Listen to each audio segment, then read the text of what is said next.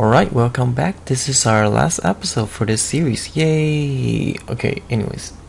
I basically did all the details that I want, so now there's only one thing left, which is adding much more haze and atmosphere to this piece, because if you squint your eyes in the beginning of the video, the main building, the contrast level is and the value is the same for the with the foreground, which is not gonna work. We need to push the main building back just a little bit while maintaining enough contrast to be the center of interest. While at the other midground and the background buildings, we need to haze up a little bit more, and as well as we need to add a little bit more contrast, just adding some more light to make it a little bit more dramatic, like painting some light ray.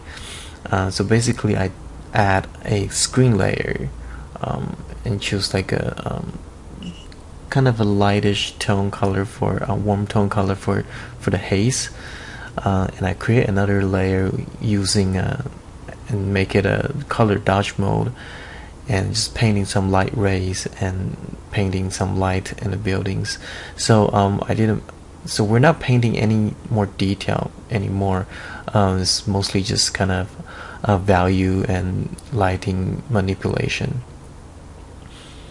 So just add a little bit, again, add a little bit more light on the leaf, so it feels like they have subsurface scattering, and a little bit around the building, because I'm planning to put a lens flare there that kind of represents the sun.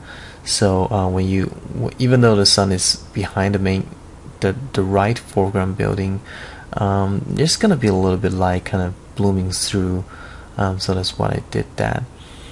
And I just I use a little bit of like the bird brush, just add a little bit more life to it, so just add a little bit, like a few more bird there. Again, I can paint it in, but I have this brush. Again, you can download it very easily, and just search on Google Photoshop bird brush or whatever it is. So it's really easy, and yeah, just basically put in some birds and some, looking for the right type of bird, I guess. I'm gonna right scale in position, and I don't want to make it too much to a point to distract. I just wanted to put there a little bit and feeling like, okay, yeah, there's still life there. It might not be human, but there's still life there. Okay, so I'm really happy with how this turned out. So after this, I'm gonna show you what I did at the end for the distortion, camera distortion, and the lens flare. Alright, so we're pretty much done with the painting, so I'm just gonna add a little bit few more touch to make it look just a little bit more dramatic. So I add this lens flare. This is actually rendered in the After Effects with a plugin called optical flare. So this is what it looks like when I rendered it out. I position a lens flare behind the building right here, and I just render it out, put it in a screen mode, so the black is go away. But you can see the glow is actually it's kind of is full screen, so the glow is kind of affecting the foreground elements, so they're not as dark anymore. So to kind of fix that, I add a layer mask and use kind of circular gradation tools. So we just only this part is visible, and I add a little bit color adjustment. Actually, I just up the contrast, just make it a little bit darker, so we have more black to mask out. And so the lens flare, so only the lens flare and maybe those little stripe and some sunbeam is kind of showing through. But I also copy the layer from the behind, so we have this pretty nice glow going on back there. Feels a little bit more ambient light there. Also add some warmth, which is pretty cool. Okay, and if I merge those layers, after that I use a free transformation tool. I hold down Control Alt and Shift and drag on this corner, and it makes it looks like there's this 3-point perspective, so all the building kind of go up into another vanishing point that's way off the frame, but that gives a little bit more dramatic feels to it. I stretch it vertically just a little bit so it doesn't feel the whole painting is squashed. But another thing I actually did is very subtle. After I did the 3-point perspective trick, I use the warp mode and I go to the fisheye.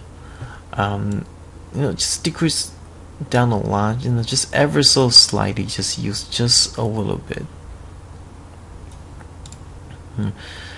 And this will create a little bit sort of like this barrel effect, because if you use like a wide angle lens for any type of scenery, like 18mm or even 10mm if you're using the smaller sensor camera, it's going to create distortion, sort of this barrel distortion. So adding a little bit of that, just add a little bit more realism to it. So so that's before, that's after, so it feels just a tiny bit of more dramatic effect to it. Okay, so I just want to show you real quick our progress here. So we start off with a pretty loose painting, and start off with some photo element base, do some really loose painting to figure out the composition, and then maybe the color key and the value, and then we throw in some 3D modeling to start off with, and start to just add more details, start to creating just rack the building and things like that. Adding more photo details, photo texture and details, and we end up with a really nice piece, if I should say it myself. I really like this piece. I really like how it turns out. But if you look at it, just the thumbnail right now, you can see that there's actually not that much of a change. So like besides the 3D rendering one, because the lighting is a little bit different. Let me just remove that for now. You can see that there's not that much of a difference, even though there's a dramatic difference in detail. There's not that much of a difference if you look at it like this. That's because we're figuring out the composition and the lighting and the color in the initial stage already. So which is why the initial stage is very important, and the overall shape and value is very important, because no matter how detailed you bring, if the value and structure, the composition is not working, no matter how many details you add, it's not going to work. So that's why I kind of show you guys this, even though we spent a lot of time to get to this stage. When it's all the way zoomed out, it almost looks the same as as the beginning stage. So which is the point for this. Okay, so thank you guys for watching this. I kind of doubt if anyone watched from beginning to the end without skipping or anything like that, but it doesn't really matter. Again, I thank you for joining me for this piece. And if you guys like it, again, leave comments, subscribe, and even just message me and tell me what type of the stuff you want me to do tutorial on.